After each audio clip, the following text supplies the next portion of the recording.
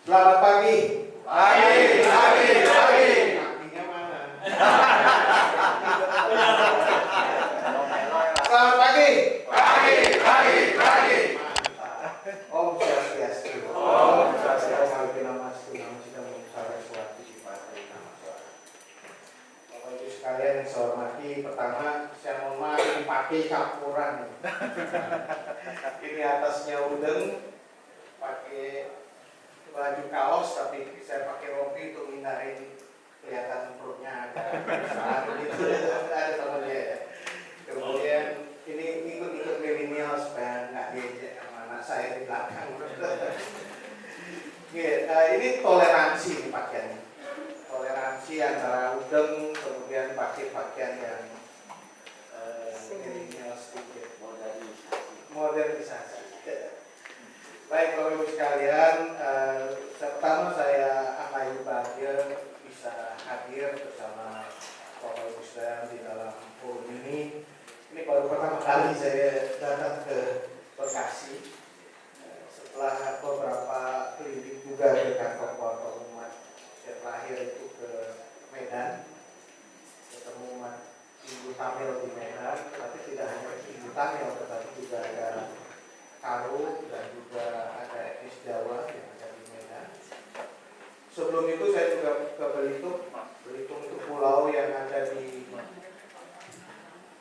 Provinsi Bangka Belitung. Dan ternyata ada kantong umat juga di sana. Sejak tahun 70-an mereka transmigran, bahkan 90-an. 90-an transmigran ke Belitung, satu enklat, satu kantong umat di sana. Dan terakhir nanti saya mau ke Gresik dan ke Klaten. Jadi ini satu kesempatan yang baik bagi saya sendiri untuk bisa bersilaturahmi ya, bertatap muka dengan Bapak Ibu sekalian, terutama setelah pandemi. Karena hampir 2,5 tahun kita di masa pandemi itu tatap mukanya lewat layar ya, virtual. Salah satu hal yang ingin saya bicarakan di dalam pertemuan-pertemuan dengan umat adalah kita menghadapi sesuatu tantangan yang sifatnya tidak lokal tapi global. Yang pertama kita menghadapi satu fenomena climate change, pemanasan iklim global. Jadi kalau adik-adik mungkin tahu ya, climate change itu pemanasan global itu luar biasa menjadi permasalahan sekarang ini. Dampaknya kemana-mana. Kalau kita lihat musim sekarang ini berubah sangat ekstrim. Harusnya musim hujan, kemarau. Harusnya kemarau, hujan, banjir. Kalau di Jawa itu disebut dengan salah mongsor. Masanya salah. Bahkan trainer Bali yang prediktinya atau juga memakai pengelantah ke pertanian. Persoalan krisis air sekarang ini yang bisa terjadi atau krisis pangan harus diatasi secara bersama-sama. Tidak hanya dalam satu agama, tetapi juga antar agama, bahkan lintas manusia di dunia ini. Jadi kemanusiaan sebagai fokus kita. Cocok Pak mixnya bisa terdengar dengan baik. Terdengar Pak. Yang kedua, Bapak Ibu sekalian, selain climate change, yang kita juga khawatir sekarang ini soal konflik kekerasan di berbagai tempat di seluruh dunia. Penyebabnya bermacam-macam. Kalau Bapak Ibu sekalian mendengar atau menonton televisi, di Amerika sekarang ini ada problem serius mengenai violence, kekerasan. Orang bisa secara bebas memiliki senjata. Akhirnya apa? Makin terjadi banyak korban. Tapi violence itu bukan fenomena baru di dalam peradaban manusia. Violence itu kekerasan itu sudah sangat panjang. Konflik yang terjadi di muka bumi ini sudah cukup panjang. Bahkan kalau kita kita lihat konflik terbesar di dalam peradaban manusia itu salah satunya disebabkan oleh agama. Coba Anda lihat sejarah, bisa Anda lihat bagaimana pertempuran dulu ada perang salib ya. Pernah dengar ya, jadi ya, saya sudah baca Crusader, dan juga ada pasukan untuk membela atas nama agama, atas nama Tuhan, semua teriaknya Tuhan. Luar biasa kan? Tuhan disebut-sebut tetapi digunakan untuk membunuh, membinasakan. Ini bukan peristiwa baru yang terjadi. Setelah peristiwa perang salib berakhir, akhirnya perang ideologi. Kita di generasi yang lingsir-lingsir pasti ikutlah zaman-zaman ideologi ini yang kita sebut perang dingin, Rusia, Amerika. Kalau itu Bung Karno pasti slogannya imperialisme, kolonialisme begitu. Itu terjadi perang ideologi yang luar biasa. Bahkan kita banyak korban akibat itu.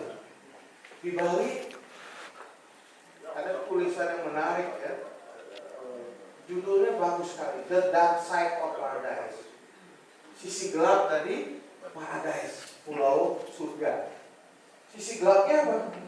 Nah, itu pembunuhan massal luar biasa. Saya tidak yakin itu sebabnya hanya perbedaan ideologi. Bisa aja sentimen antar tetangga itu akhirnya menyebabkan pembunuhan. Dan ada tameng waktu itu yang ngambil luar biasa. Pembunuhan dan ribuan orang kemudian dibuang di sungai dan kemudian setelah perang ideologi itu berakhir, setelah tembok Berlin runtuh, kemarin siapa yang meninggal ya? Gorbachev kan, yang di Rusia itu, yang kemarin menggerakkan Glasnost and Perestroika, itu adalah yang menyebabkan kemudian tembok Berlin runtuh. Beralih perang ideologi itu ya, komunis dengan kapitalis itu menjadi perang identitas, pertarungan identitas. Bahkan ada yang menyebutkan bahwa ini adalah eranya the clash of civilization. Ini perang peradaban. Orang kembali mengingat apa yang membuat mereka bisa bersatu, yaitu identitas. Who we are. Jadi siapa kita itu jadi masalah. Karena ketika mereka menemukan siapa identitasnya, akhirnya berbeda-beda, sukunya berbeda, agamanya berbeda, rasnya berbeda, dan itu akhirnya menjadi masalah baru. Ini yang ajak untuk melihat bahwa ini bukan fenomena lokal, ini fenomena global. Misalnya kalau kita lihat who we are, itu menjadi penting juga ketika sekarang ini berbagai negara intensitas mobilitasnya semakin cepat dan semakin dekat. Kalau dulu bayangkan kalau kita dari Indonesia ini ke Eropa itu jaraknya mungkin sangat jauh, bilang pesawatnya juga jarang-jarang, sehingga jumlah orang yang ke Amerika atau ke Eropa, orang dari Afrika datang jadi migran ke Eropa, atau dari Asia datang ke Eropa, sehingga ada Kurdi di Jerman, kemudian orang-orang dari Sahara yang datang ke Prancis dan akibatnya apa? Sekarang dunia tidak ada yang sama sekali homogen. Tidak ada sama sekali homogen. Kalau homogen itu artinya satu, mungkin rasnya sama, kulitnya sama, asal usulnya sama, agamanya sama. Sekali kita naik Bali, karena dulu Bali ini ke pulau, mungkin agak sulit orang nyebrang, homogen, relatif homogen. Tetapi dengan proses transportasi, revolusi transportasi, akhirnya orang berpindah cepat, mudah. Bali yang dulunya homogen menjadi semakin heterogen. Begitu juga Amerika, begitu juga Eropa. Bekasi ini mungkin dulu mungkin, tetapi setelah berkembang Jakarta, muncul urban migran dan lain-lain, orang bertempat tinggal di Bekasi jadi heterogen. Heterogenitas itu menjadi fakta kita hari ini. Ya. Bukan lagi kalau dulu suku Batak baru kita ke Sumatera Utara baru ketemu suku Batak. Tapi sekarang suku Batak udah tetangga kita. Kalau kita orang Bali mungkin saja ketemu orang Jawa aja sekali-sekali kalau kita berinteraksi ke Jawa. Tapi bahwa di Bali sudah ada. Nah, itu sebabnya mengapa kita melihat sekarang ini heterogenitas itu sebagai fakta, sebagai kenyataan yang harus kita terima. Nah, persoalan sekarang Bapak Ibu sekalian itu adalah bagaimana kita menyikapi heterogenitas itu. Itu masalah kita. Bukan heterogenitas itu sebagai masalah, tapi bagaimana menyikapi heterogenitas. Nah, di sini persoalan seriusnya muncul. Karena heterogenitas itu kemudian bukan diterima sebagai sebuah hal yang menjadi kenyataan, tetapi hal yang harus dialienasi atau dipinggirkan. Orang kadang tidak suka dengan heterogenitas. Maunya homogen. Nah, ini yang kemudian saya ingin mengajak tantangan kita dalam bernegara sekarang ini adalah kita berhadapan dengan interaksi multikultur. Kemudian walaupun kita juga punya satu anugerah yang harus kita syukuri karena kita punya common platform yang kita sebut sebagai Pancasila. Nah, ini yang kemudian perlu diturunkan lagi, tetapi ancaman tantangan kita, semua orang di tengah heterogenitas itu kadang-kadang menghindar yang disebut dengan inferior minority complex, penyakit inferior, rendah diri, minoritas, merasa diri minoritas. Ternyata minority inferior complex itu tidak diderita oleh orang yang secara populasi jumlahnya kecil, tetapi juga oleh orang yang jumlah populasinya besar. Jadi misalnya kita jumlahnya besar di satu tempat, tetapi kita selalu menganggap diri minority inferior complex. Kita underrepresented, tidak terwakili. Oh, kita kok mayoritas, tapi kok minoritas di ekonomi, minoritas di politik, minoritas di sosial. Nah, itu namanya minority inferior complex. Penyakit rendah diri yang mungkin muncul karena kita merasa minority. Ternyata yang minority bukan hanya yang minoritas dari sisi jumlah, tapi yang minority. Nah, juga kita ada masalah dengan nation and character building. Dulu zaman Bung Karno dulu kan nation and character building itu menjadi sesuatu yang sangat penting. Tapi sekarang kita menghadapi krisis nation and character building karena tadi egosentrisme daerah, egosentrisme suku, agama. Nah, yang tantangan bermasyarakat ini Bapak Ibu sekalian bisa, adik-adik juga bisa baca karena melemah modal sosial kita. Jadi ada institusi-institusi yang menjadi jembatan. Saya mulai khawatir dengan munculnya enklave perumahan atau perumahan yang identitasnya tegas. Ini perumahan agama A, non A tidak boleh beli tanah atau masuk perumahan. Melihat lebih jauh ada apa dengan kita saat ini dalam modal sosial kita. Karena ruang-ruang bersama sudah mulai hilang. Disebut dengan ruang bersama itu ya yang berbasis lintas agama, lintas suku yang bisa menjadi ruang publik bagi kita semua. Nah, yang berikutnya ada upaya juga penyeragaman tafsir. Tadi sudah disinggung sama moderator. Ini terjadi di semua agama. Di agama-agama itu perbedaan antar agama itu menjadi masalah. Menjadi masalah dalam ruang teologinya. Pasti muncul. Tetapi ada juga titik-titik temu. Di dalam satu agama pun akhirnya muncul yang kita sebut sebagai penyeragaman tafsir. Jadi ada yang berupaya untuk mengatakan inilah yang disebut dengan agama. Kalau di luar agama ini, rumusan ini bukan agama.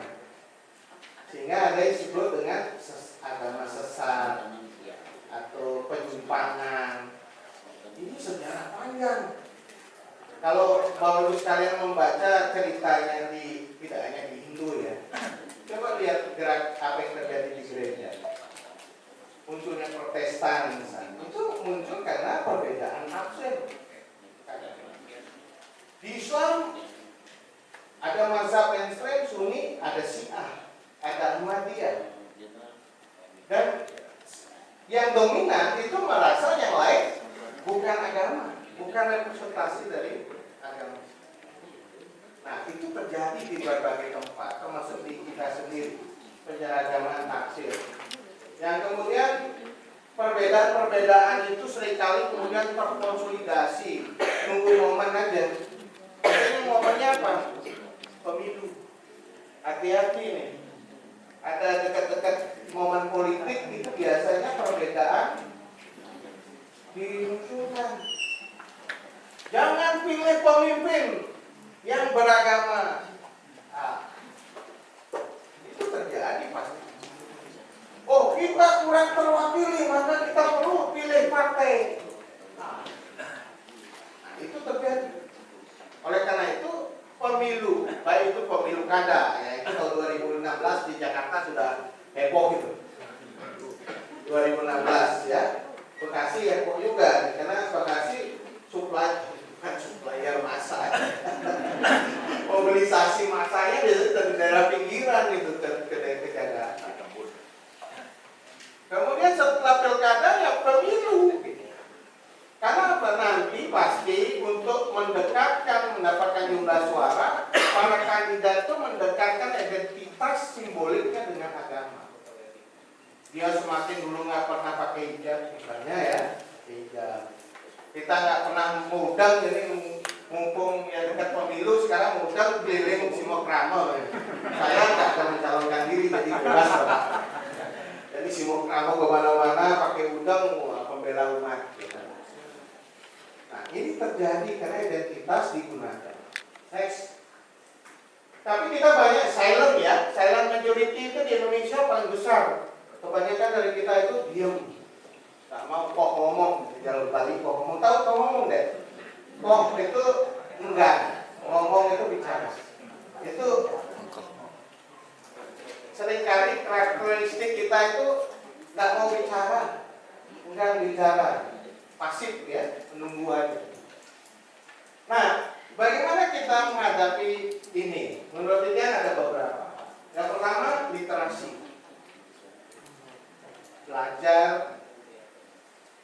Belajar lagi tentang agama, tentang mungkin agama lain juga kita pelajari, tidak agama kita. Karena semua agama itu awalnya dimulai dengan belajar, baca. Kalau di Islam Iqra, kalau kita Sang Hyang Adi Saraswati itu adalah sakti dari Brahma. Baca. Kalau kita ingin menciptakan sesuatu, mulai dengan membaca. Persoalan kita seringkali ketegangan antara agama ketika pengetahuan kita terbatas atau setengah-setengah. Apalagi yang istilah dari agama lain kan mualaf nih. Atau baru orang pindah agama itu biasanya paling jadi masalah ketika dia bicara soal agama. Facing open. Ini kadang-kadang toleransi itu tak muncul. Karena kita nggak berupaya untuk bangun jembatan, tidak berupaya memahami apa yang diyakini, dipercaya orang lain dan memahami apa yang kita miliki. Itu benar. Wisnu menjadi Garuda itu mencari ke atas batas lingganya dan dia tidak sampai pada batas atas, tidak tahu. Sedangkan Brahma menjadi babi hutan mencari batas bawahnya dari lingganya. Tidak ketemu. Itu artinya ilmu pengetahuan Sang Hyang Adi Saraswati itu tanpa batas. Istilah yang lain digunakan untuk menunjukkan ini samudra tanpa tebing. Seperti samudra tidak berhenti. Karena tidak pernah ada batasnya, maka kita harus mencari terus batasnya. Dan jangan merasa sudah selesai untuk mendapatkan pengetahuan. Nah, di situ sebenarnya filosofi dengan denawak bisa. Dengan denawak bisa itu pengertiannya, jangan kamu menyombongkan apa yang sudah kamu kuasai, karena batas ini belum kita dapat. Pengetahuan yang ke atas ke bawah ini nggak pernah ada batas. Oleh karena itu kita harus belajar, dan termasuk belajar dan terhadap apa yang dimiliki orang lain, karena kita tidak pernah tahu apa yang menjadi kebenaran yang diyakini oleh orang. Nah, itu menurut saya satu poin yang penting. Teman saya ini, aduh, kerasa ada punya teman. Ini satu angkatan ketua KMAD UGM, kita kasih aplaus dalam kita sama-sama berjuang baru sadar. Misi nomor 3 itu speak up. Ingat tadi persoalan kita, adik-adik ya, kita nggak pernah mau bicara, nggak mau pernah bicara karena silent majority. Karena semua orang nggak mau bicara, nggak kok ngomong. Maka orang-orang yang mendominasi media sosial, yang mendominasi ruang publik, akhirnya ya vokalis-vokalis ya nggak benar itu, yang pahamnya salah dan sering bikin salah paham, itu yang dominan. Karena mereka yang menguasai medsos, menguasai ruang-ruang publik. Nah, kita nggak boleh diam, harus bicara. Kan teman-teman perempuan juga speak up, karena problem kekerasan terhadap perempuan karena perempuan tidak mau speak, harus speak up, bicara. Minority juga nggak boleh diam, speak up. Kalau ada pelanggaran terhadap persoalan-persoalan yang kita hadapi, ya harus speak up. Next. Nah, berikutnya ini penting juga. Jangan hanya suka dialog, hanya teologis. Kalau teologis ya kita bicara tentang apa yang kita yakini benar, ya udah selesai. Tetapi kita harus melanjutkan dialog-dialog antar agama di dalam agama itu dengan dialog karya, dialog kerja. Sekarang anak muda ini nggak cukup hanya bicara. Gak cukup kita dialog, kita antar agama, udah oke ya. Kita ini Hindu ini seragamnya Pancasila, Islam apa? Tidak cukup itu. Kita harus melanjutkan dialognya dengan karya. Sudah perlu ada kerjasama dan kerja bersama. Anda bikin sesuatu bersama-sama, proyek bersama. Sudah pernah belum satu camp-nya antar agama? Sudah pernah? Belum. Bikin antara Hindu, Islam, semua agama bisa buat event, tapi bikin proyek bersama. Proyek ekologis itu masalah bersama kan? Misalnya sampah, ya kan? Kedua apa lagi? Nanam pohon bareng-bareng, itu masalah bersama. Kemiskinan, kita nolong orang yang nggak mampu, proyek bersama. Jadi kalau kalian sudah sering bekerja sama, maka kalian akan bisa membangun toleransi. Gimana membangun toleransi kalau Anda tidak pernah bekerja sama? Jadi bangsa kita, Dokoning Fathers kita Bung Karno hebat. Semua inti Pancasila satu, gotong royong. Benar. Kalau tidak bisa kita gotong royong, kita nggak bisa bersatu. Gimana mau gotong royong kalau kita tidak bersatu? Maka gotong royong itu adalah kunci kita menghadapi masa depan. Termasuk di Hindu, gotong royong itu artinya kita harus ikut bersama-sama. Buku sepite kalau orang Bali ya. Selunglung terbayang tak. Buku sepite, kalau buku sepite itu kan bisa kita bekerja sama. Kalau sepit pun tak bisa, kalau dia satu aja, dia harus berdua untuk bisa digunakan. itu filosofi sempit. Ya, sempit tahu kan ada deh. Sempit bukan ya sempit lah. Tapi kalau sempit itu kalau dulu orang Bali punya pawon itu dapurnya itu pakai kayu, untuk mengambil bara-bara itu pakai sempit. Sempit itu ada dua batang yang di ujungnya diikat, itu kemudian harus ngambil sesuatu. Nah kalau dia tidak bekerja sama, dia nggak bisa ngambil sesuatu. Nah itu filosofi sempit ya. Kita belajar dari sempit. Kalau kalian nggak mau belajar jauh-jauh ya belajar dari sempit.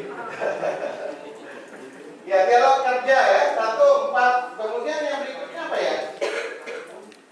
Next, Bapak Ibu sekalian, tokoh-tokoh umat di Bekasi. Bekasi ini kan daerah yang biasanya daerah yang panas itu adalah daerah yang suburban, yang heterogen, jumlah komposisi penduduknya juga agak-agak seimbang gitu. Itu daerah yang sangat potensial. Jadi kalau akar rumputnya terbakar gitu, gampang mudah ini.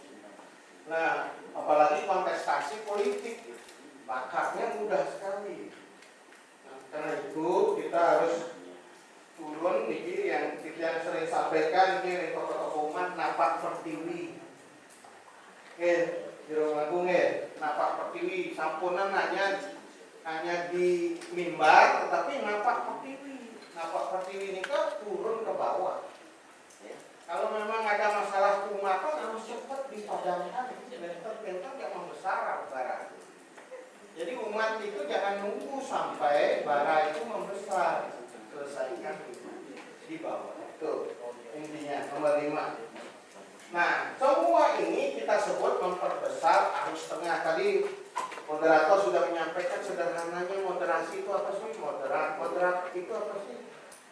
Arus tengah, jalan tengah. Sebenarnya kita beragama itu banyak sisi moderasi. Kisah yang paling kuat untuk menyampaikan soal jalan tengah itu si Siddhartha Gautama. Siddhartha ketika beliau mencoba menekuni budidaya mencapai pencerahan itu, dia tidak mau titik ekstrem. Titik ekstrem yang satu adalah seperti seorang pertapa yang mengasingkan diri kayak sagu. Tetapi ayat titik ekstrem itu mengumbar sesuatu. Nah, dua titik ekstrem itu akhirnya ditemukan tengah-tengahnya yang disebut dengan jalan tengah. Nah, Siddhartha Gautama itu menunjukkan tentang jalan tengah. Contoh lain nanti Sutasoma, Bina Eka Tunggal Ika Tanhana Dharma. Itu filosofi yang penting di tengah keberagaman ada yang di berikutnya dalam Siwa Siddhanta ada juga persoalan Eka Tua, Bina Tua, Suwa Laksana. Itu juga di Siwa Siddhanta karena keberagaman itu terjadi. Oleh karena itu yang diyakini bahwa itu akan hanya satu saja. Nah itu artinya kita di agama sebenarnya banyak sekali mengambil jalan. Next. Nah untuk moderasi di Bekasi, Bapak Ibu sekalian, ini saya lihat nih bagus juga ya, peringkat 8 toleran, kota toleran. Tapi ini fakta atau fiksi? Ya, tapi masih tanda tanya, fakta atau fiksi? Oh, fakta. Fakta. Fakta. Kalau fakta ini luar biasa. Kita kasih tepuk tangan untuk kota Bekasi. Ya, nomor 1 itu Singkawang. Singkawang itu plural, banyak keturunan Chinese di situ. Manado, Salatiga, Kupang, Kumohon, Magelang, Ambon, Bekasi, Surakarta, Kediri. Banyak ada di situ. Ini aneh ya. Tapi kalian bisa lebih bangga karena kota kalian lebih bagus dari Denpasar.